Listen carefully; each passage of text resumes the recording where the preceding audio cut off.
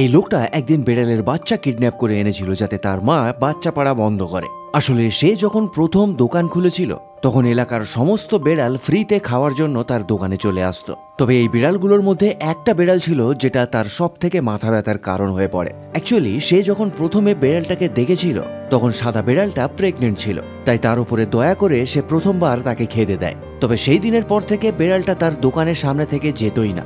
আবার কখনো কখনো সে ফ্রিতে খাওয়ার জন্য তার বয়ফ্রেন্ডকেও নিয়ে আসতো। আর যখন বেড়ালটা বুঝতে পারে যে তার কাছে একটা আনলিমিটেড খাবারের এটিএম চলে এসছে, তখন থেকে সে প্রতি বছর বাচ্চা দেওয়া শুরু করে। আর এদিকে দোকানে বেড়ালের ভিড়ও বাড়তে শুরু করে। একদিন লোকটা বেড়ালটাকে ফলো করে তার বাসা পর্যন্ত যায় এবং ঠিক করে যে সে তার বাচ্চাগুলোকে চুরি করে আনবে। বেড়ালটা প্রতি বছর প্রায় 10টা করে বাচ্চা দিচ্ছিল, আর তার পক্ষে এত বাচ্চাকে খাওয়ানো সম্ভব ছিল না।